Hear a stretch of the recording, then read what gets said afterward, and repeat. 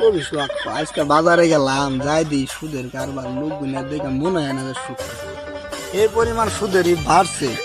তোর নবী এত পরিমাণ সুদের ব্যাপারে হাদিস কোরআন কয়ে গেছে, লোক গুনা সুদ খাওয়া দেখলে এই মন থেকে একবার মনে হয় ঘৃণা, নিকৃষ্ট মানুষ মনে হয় এইগুলারে।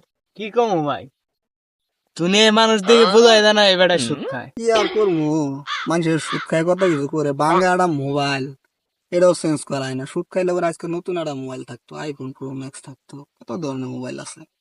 দুঃখ আসলে মানুষের মন লাগে, যাদের মন ভালো সবই ভালো, টাকা পয়সায় কিছু। স্বাধীন হ্যাঁ তোমার খোঁজ ভাই। আছে আমি দুদিন ধরে। হ্যাঁ, কি খবর তোমার তাহলে? তো খবর তো ভালোই, তাহলে তোমার কি খবর টবর ওই যে ওইটা? হ্যাঁ, খবর তো ভালোই। আমি তোমার কালকে খুঁজলাম, পাইলাম না। ওই যে তোমার কাছ থেকে গত মাসে 10,000 টাকা নিলাম না সুদের পরে, ওই টাকাটার তো সময় হয়ে গেছে, লাভের টাকাটা দিবার আইলাম। আসতে গো আসতে গো, এনে কি গো? হ্যাঁ ওটা হ্যাঁ চালাইছি। ও যাই হোক, টাকা চালাইছে ওইটা সুদ না নিশ্চিত তো, না, ওইগুলো আমার তো সুদ না উপকার তো। হয়েছে, আমার উপকার হয়েছে না। আমি তাহলে তোমার টাকাটা দিবার নাকি আইছিলাম, জায়গা তাহলে। হ্যাঁ ভাই ভালো হয়েছে, ভালো করছে। সামনে মাসে মনে লাগছে তো। আচ্ছা, ঠিক আছে তুমি।